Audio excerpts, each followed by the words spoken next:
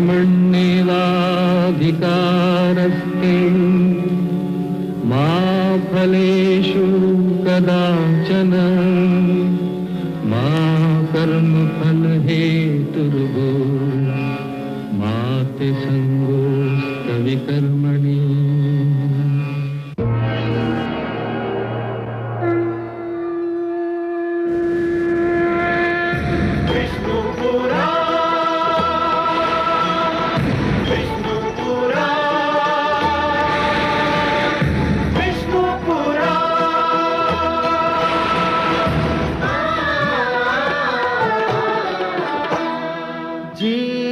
ज्ञान ब्रह्म ज्ञान अथ श्री विष्णु पुराण ओम की कथा महान जय श्री विष्णु पुराण विष्णु पुराण विष्णु पुराण विष्णु पुराण प्रगटे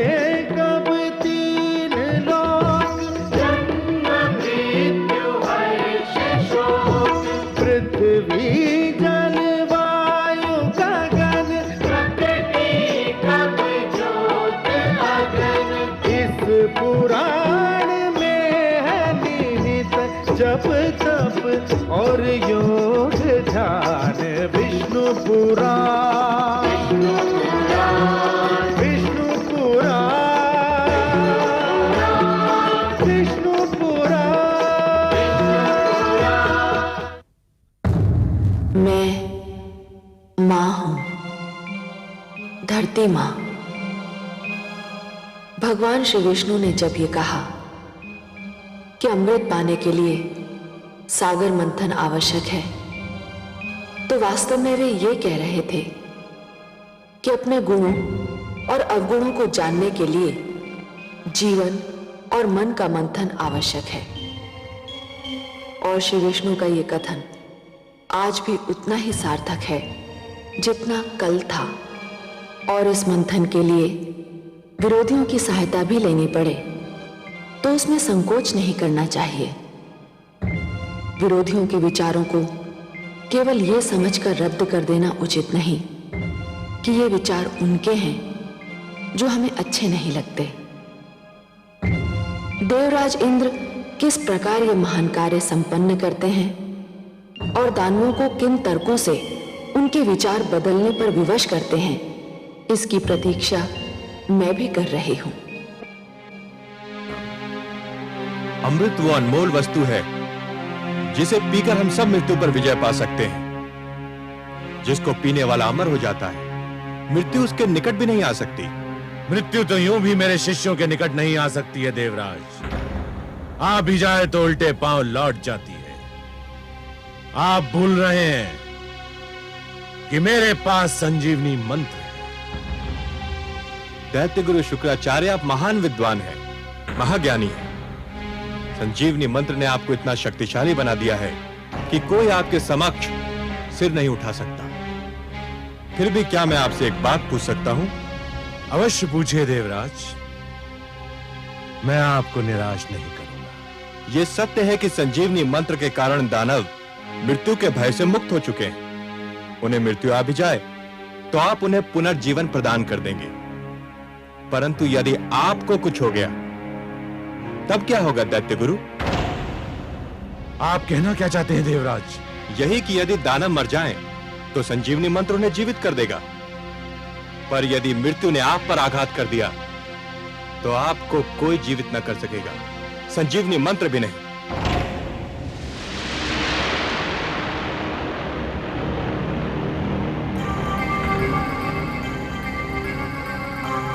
आपको तो भली भांति स्मरण होगा कि भगवान शिव ने क्या कहा था। कदाचित आप भूल गए हो तो मैं स्मरण करा दूं कि भगवान शिव ने कहा था कि यह संजीवनी मंत्र एक कल्प में एक ही बार केवल एक ही व्यक्ति को दिया जा सकता है।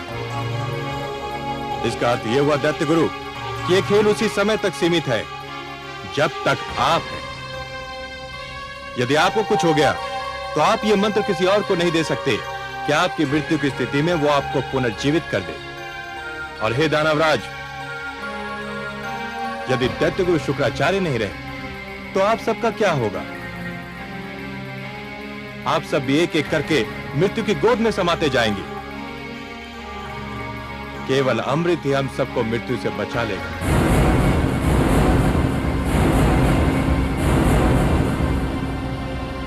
आपके तर्क में तथ्य है देवराज, किंतु हमें अमृत कैसे प्राप्त होगा देवराज? मैं पूरी योजना लेकर उपस्थित हुआ हूं। अमृत समुद्र मंथन द्वारा प्राप्त होता है, पर समुद्र मंथन एक बहुत विशाल अभियान है। पूरे समुद्र को मथना कोई परिहास नहीं है, वो भी इस स्थिति में जब मंदर पर्वत जैसी मथानी होगी और वासुकी नाग की डोरी। ये तो वास्तव में बहुत कठिन और महान अभियान होगा। आप ठीक समझे दानवराज, ये कठिन और महान कार्य अकेले दम न हम कर सकते हैं और न आप। हम दोनों मिलकर ही इस विशाल अभियान को सफल बना सकते हैं। परंतु यह स्मरण रखिए कि अमृत की प्राप्ति है, वो बहुत आवश्यक है। मैं इस आवश्यकता के विषय में भी जानना चाहूंगा देवराज। अमृत हम सबको अमर कर देगा। जब आपको यह विश्वास होगा कि हम अमृत पान के उपरांत मर नहीं सकते, और हम भी यह जान लेंगे कि हमारे अस्त्र शस्त्र आपका कुछ नहीं बिगाड़ सकते, तो युद्ध निरर्थक होकर रह जाएगा। अमृत केवल मृत्यु का ही नहीं, युद्ध का भी अंत होगा। गुरुदेव, मेरे विचार में यह प्रस्ताव स्वागत योग्य है। इस प्रस्ताव की महानता को नकारा नहीं जा सकता गुरुदेव। हमें देवताओं की बात मान लेनी चाहिए, हमें देवताओं की बात मान लेनी चाहिए।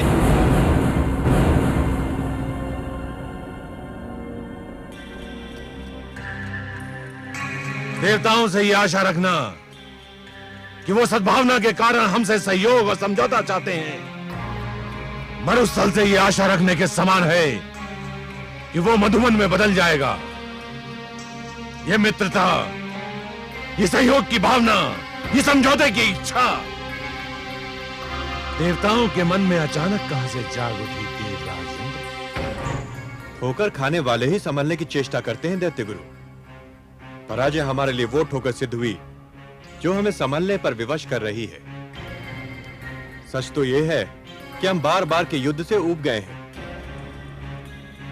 दानवराज, क्या मैं समझूं कि आपने प्रस्ताव स्वीकार कर लिया है? मुझे देवताओं पर तनिक भी विश्वास नहीं है, परंतु देवराज आपके इस तर्क ने मुझे निरुत्तर कर दिया है कि मैं संजीवनी मंत्र से सबको जीवित कर सकता हूं, परंतु स्वयं को नहीं। मेरी मृत्यु की स्थिति में मेरे शिष्यों का भविष्य अंधकार में डूब जाएगा। अपने शिष्यों के हित के लिए मुझे आपका प्रस्ताव स्वीकार करने में कोई आपत्ति नहीं है।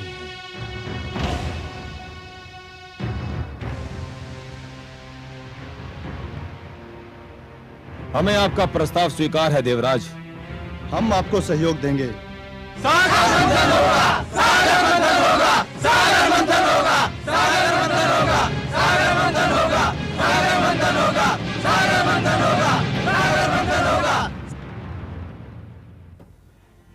आज तो हमारे देवराज ने चमत्कार कर दिया महादेवी।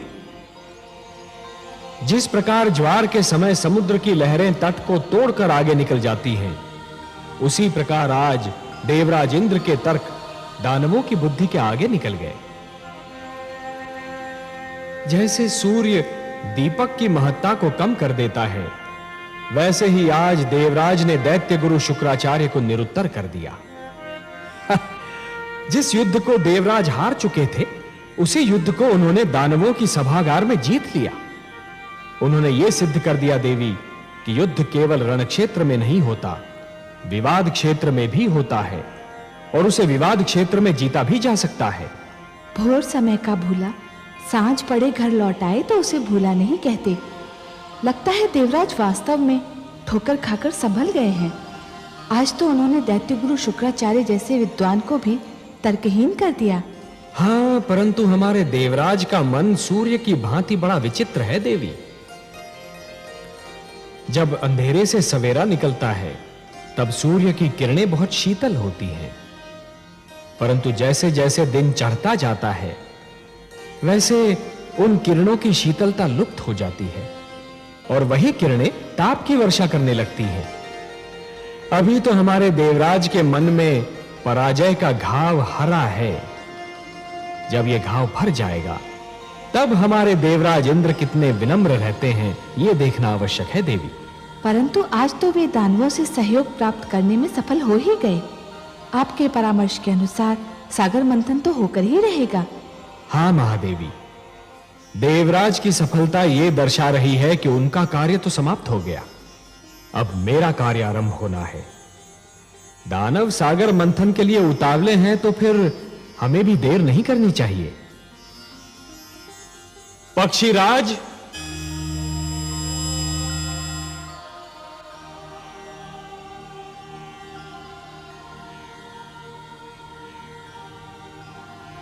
आज्ञा है लक्ष्मीपति। पक्षीराज, आप हमारे सुदर्शन के साथ मंदर पर्वत पर जाइए। जो आज्ञा देवेश्वर।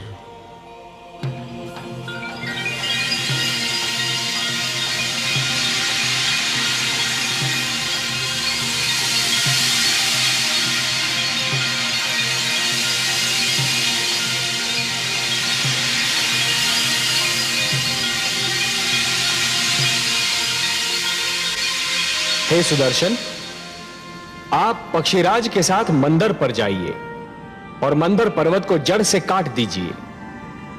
और हे पक्षीराज, मंदर के जड़ से कट जाने पर आप उसे हमारे पुष्पक से बांधकर सागर तट पर ले आइए और फिर हमारे अगले आदेश की प्रतीक्षा कीजिए। मैं आपके आदेश की प्रतीक्षा करूंगा देवेश्वर।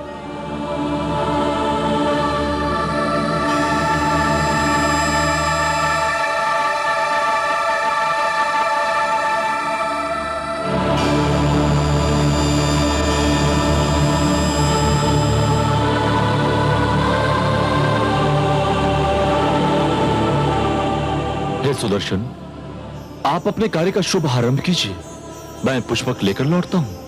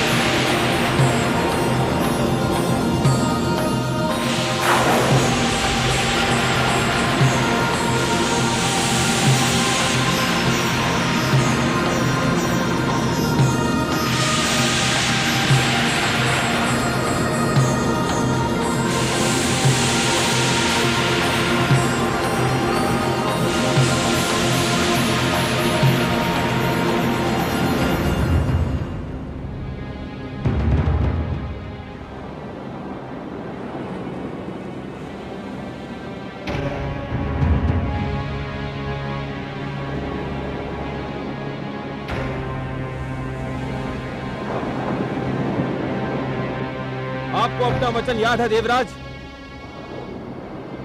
आपने कहा था सागर मंथन से जो भी निकलेगा वो आपके और हमारे मध्य समानता से बांटा जाएगा।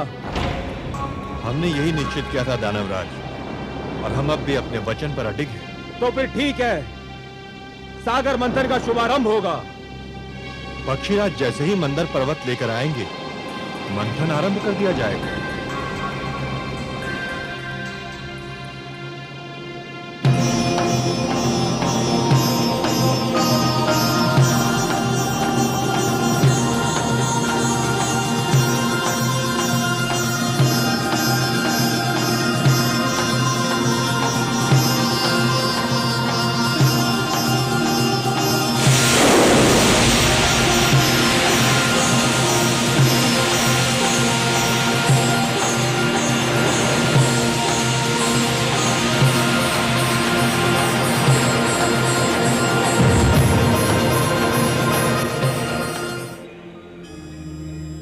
नारायण नारायण। आइए देवर्षि।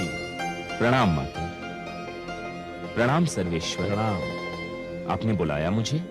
हाँ देवर्षि, हमें आपका सहयोग चाहिए। हे लक्ष्मी नारायण, ये तो आपकी महानता है कि आप मेरी सेवा को सहयोग का नाम देते हैं। आदेश दीजिए। समुद्र मंथन होने वाला है देवर्षि, समुद्र मंथन। परंतु एक समस्या है। वासुकी नाग का प्रयोग डोरी के रूप में होना है और मंथन के समय उसके मुख से ऐसी भयंकर अग्नि जैसी फुंकारें निकलेंगी कि जो पक्ष उसके मुख की ओर होगा वो झुलस कर मर जाएगा। ये तो सत्य है प्रभु। समस्या ये है देवर्षि कि यदि दानव मरे तो दैत्य गुरु शुक्राचार्य उन्हें पुनः जीवित कर देंगे, और यदि देवता मरे तो उनकी संख्या कम हो जाएगी और समुद्र मंथन संभव ही नहीं हो पाएगा। ये तो चिंता का विषय है देवेश्वर, इसकी ओर तो मेरा ध्यान ही नहीं गया। इसीलिए तो मैं ये चाहता हूं देवर्षि कि पाला बांटते समय कुछ ऐसा हो कि वासुकी की दुम की ओर देवता हो और वासुकी के मुख की ओर दानव हो। इसीलिए मैंने आपको थोड़ा सा कष्ट दिया। नारायण नारायण, आपकी लीला धन्य है प्रभु। देवर्षि, ये केवल मेरी लीला नहीं, आपकी बुद्धि की परीक्षा भी है। वासुकी के मुख की ओर दानव और दुम की ओर देवता। बस ये समझिए कि आपकी क्षमता की परीक्षा है ये। आपको परीक्षा लेने में और मुझे परीक्षा देने में जो आनंद आता है उसका अनुमान केवल मेरी लक्ष्मी माता को है। क्यों माता? नारायण नारायण।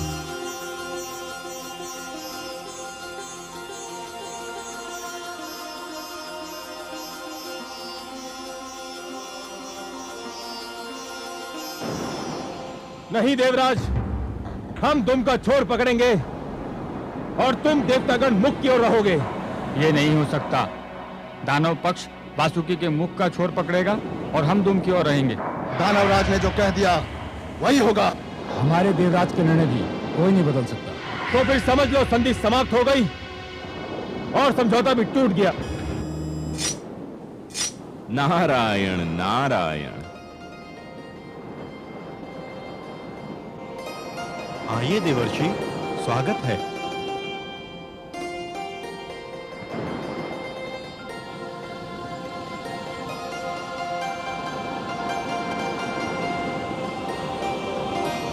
वातावरण का ताप बहुत बढ़ा हुआ दिख रहा है।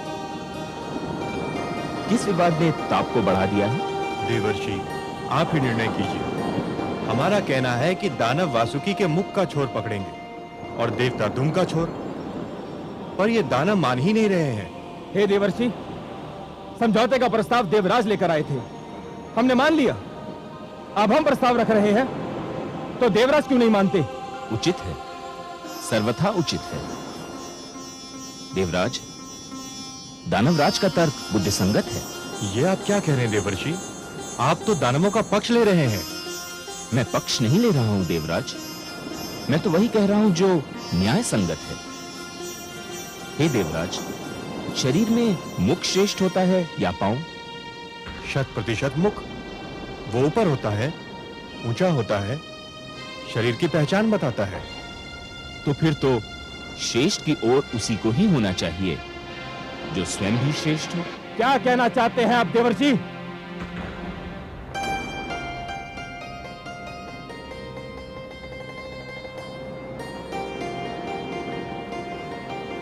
मैं ये कहना चाह रहा हूं दानवराज कि जिस प्रकार शरीर में मुख श्रेष्ठ होता है उसी प्रकार सृष्टि में देवता श्रेष्ठ हैं। इसलिए वासुकी के मुख की ओर तो देवताओं को ही होना चाहिए। आप हमारा अपमान कर रहे हैं देवर्षि। हमने देवताओं को परास्त किया है, युद्ध क्षेत्र में उन्हें सर झुकाने पर विवश कर दिया था। देवता श्रेष्ठ थे, अब नहीं है, और पराजित कभी श्रेष्ठ नहीं हो सकता। अब तो केवल हम श्रेष्ठ हैं। उचित है, सर्वथा उचित है। इस विषय पर तो मैंने भी नहीं सोचा था। श्रेष्ठ वही होता है जो विजयी होता है।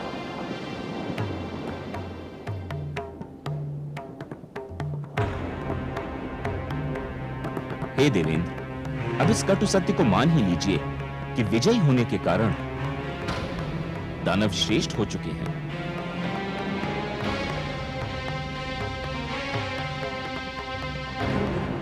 हे दानवराज, श्रेष्ठता की कुछ मांगें होती हैं और प्रथम मांग यह होती है कि उसे हमेशा श्रेष्ठ की ओर रहना पड़ता है। यह मांग तो तभी पूरी हो सकती है जब आप वासुकी के श्रेष्ठ भाग की ओर हो। यदि श्रेष्ठ की यही मांग है तो हम वासुकी के मुख की ओर का पाला स्वीकार करते हैं।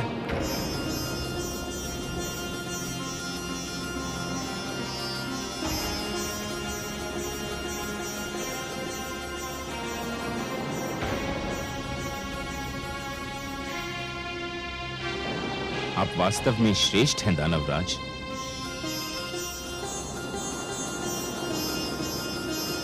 देवऋषि नारद की जय! देवऋषि नारद की जय! देवऋषि नारद की जय! नारायण नारायण। नारद के इस खेल से दानव थे अनजान, जीत हुई फिर ज्ञान की, हार गया अज्ञान। सागर मंथन के लिए दोनों दल तैयार, लेकिन क्या हो पाएगा देवों का उद्धार।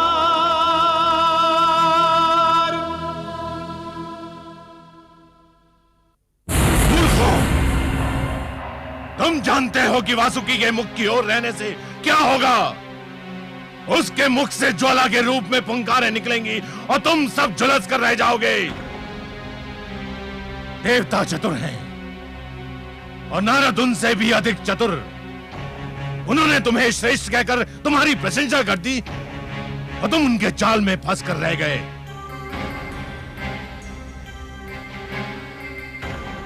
परंतु गुरुदेव, अब तो हमने उनका प्रस्ताव मान लिया है। यदि अब हमने उनका निर्णय नहीं माना तो हमारे अपने लोग हमें संदेह की दृष्टि से देखने लगेंगे। भूल मेरी थी जो मैंने तुम लोगों पर भरोसा किया। मुझे स्वयं वहां पर उपस्थित रहना चाहिए था। अब क्या होगा गुरुदेव? बाण धनुष से निकल चुका है। जाओ, जाकर मंथन आरंभ करो। मुझे स्वयं देवताओं की चतुराई पर दृष्टि रखनी है। जाओ। जो आज्ञा गुरुदेव।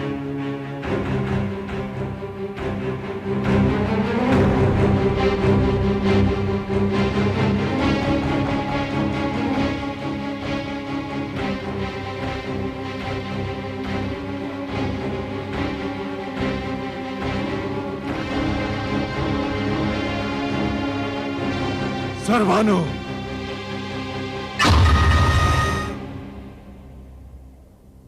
आज्ञा गुरुदेव। सर्वानु, समुद्र मंथन होने जा रहा है। मुझे चिंता है कि देवता जितने चतुर हैं, दानव उतने ही मूर्ख।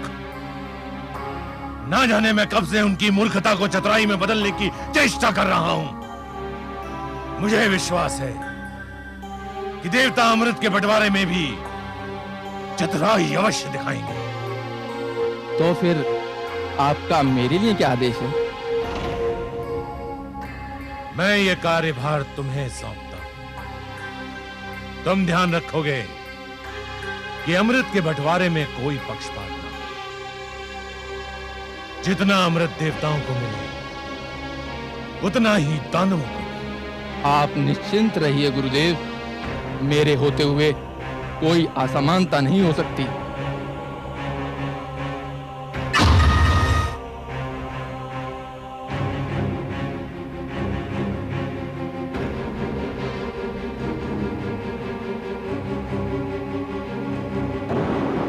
हे पक्षीराज, अब पर्वत को उठाइए और इसे समुद्र के बीचों बीच रख दीजिए।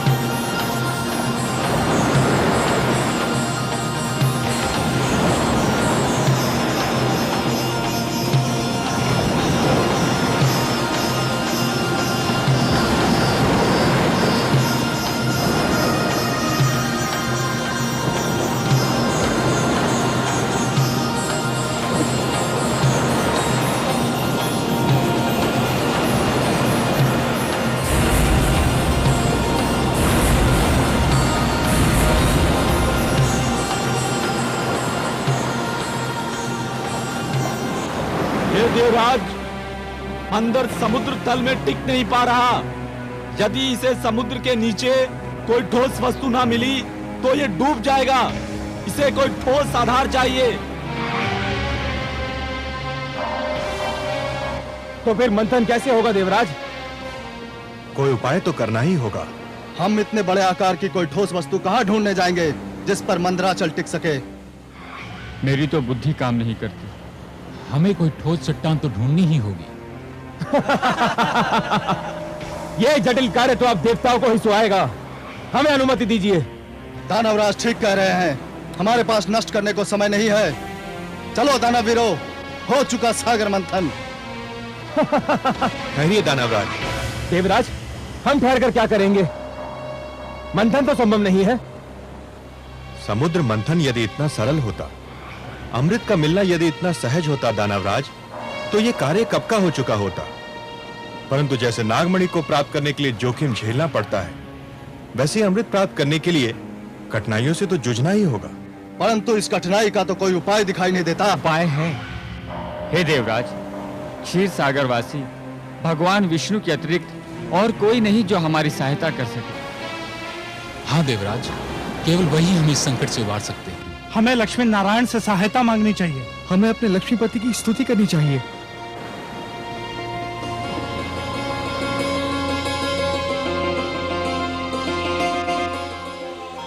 ये धरती से पुकार उठ रही है। मुझे बुलाया जा रहा है। हाँ कमल नयन, संकट बढ़ रहा है। मंथन असंभव सा लगने लगा है। और यदि मंथन नहीं हुआ तो जीवन संकट में घिर जाएगा। देवता अमृत से वंचित रह जाएंगे और दानव संस्कृति की जीत हो जाएगी। परंतु हे कमल नयन, मंथन कैसे होगा? मंदराचल तो समुद्र में डूबा जा रहा है। उसे स्थिर करने के लिए कोई महान ठोस वस्तु मिलेगी कहां से भला? प्रिय, मैं धरती और जीवन का पालक हूं। धरती और जीवन की रक्षा करना मेरा कर्तव्य है। मैं मंदराचल को अपनी पीठ पर रोक लूंगा। आप मंदराचल को अपनी पीठ पर रोकेंगे? हाँ प्रिय, मैं कूर्म का रूप धारण करूंगा। यह मेरा कूर्मा अवतार होगा। दूसरा अवतार, मंदर पर्वत मेरी पीठ पर टिक जाएगा और फिर समुद्र मंथन में कोई कठिनाई ही नहीं होगी। परंतु हे कमल नयन, आपने तो कहा था कि आप मानव लोक पर उसी समय जाएंगे जब मानव कल्याण को कोई संकट होगा। ये तो देवताओं और दानवों का झगड़ा है। इसमें हस्तक्षेप करने के लिए आपको अवतार लेने की क्या आवश्यकता है? हे महादेवी, मैंने कहा ना कि यदि सागर मंथन नहीं हुआ तो दानव संस्कृति जीत जाएगी। और यदि दानव संस्कृति जीत गई तो सर्वप्रथम मानव संस्कृति को मिटा देगी। देवता उनके आगे नहीं टिक पा रहे तो मानव कहां से ठहरेगा? वो तो और भी दुर्बल है। और इसीलिए ये देवताओं और दानवों के झगड़े से अधिक मानव कल्याण का प्रश्न है। मुझे जाना ही होगा।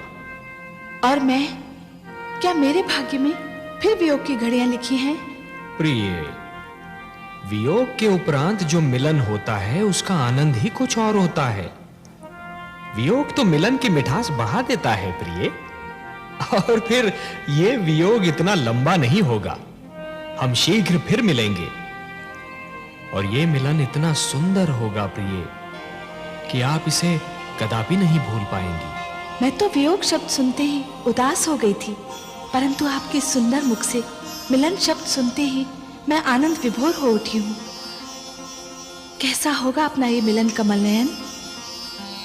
इस बार आप मेरी भुजा में लीन अवश्य होंगी महादेवी, पर आपका जन्म सागर मंथन से होगा।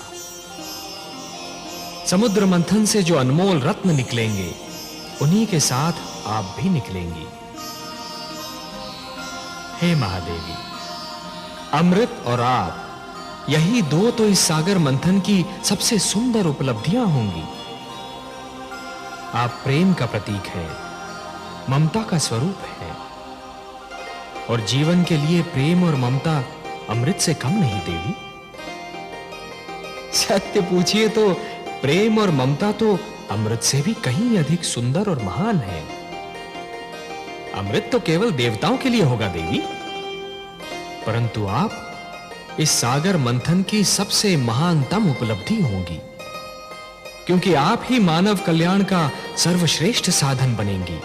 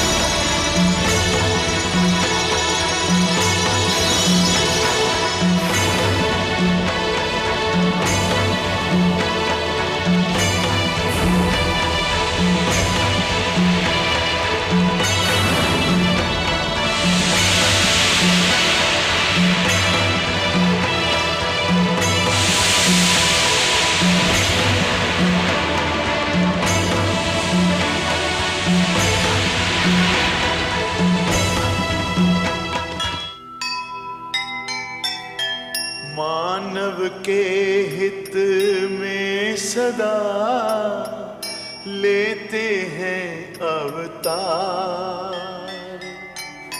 सागर मंथन का लिया नारायण ने भार। लीलाधर भगवान की लीला बड़ी अनूप। धरती के कल्याण को लिया कुर्म का रूप। लिया कुर्म का रूप।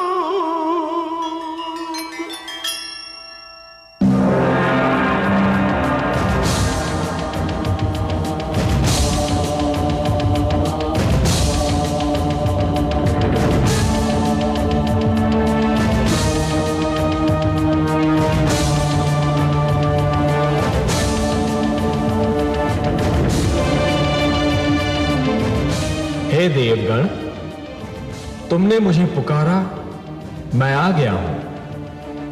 ये कूर्म नहीं, स्वयं मैं हूं।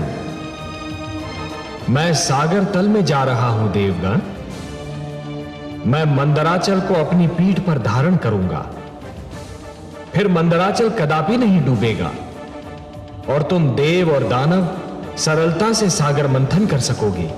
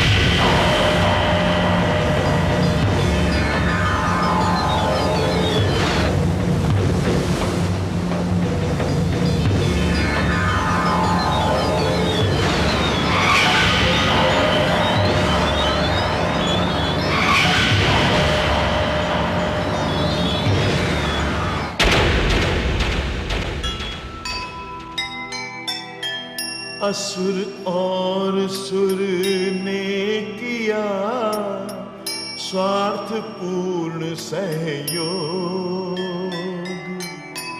मन का होता मेल तो होता शुभ संयोग। सागर मंथन चल रहा, हलचल हुई अपार, क्या होगा परिणाम अब देख रहा संसार, देख रहा संसार। जो सुनेगा ये पुराण पाएगा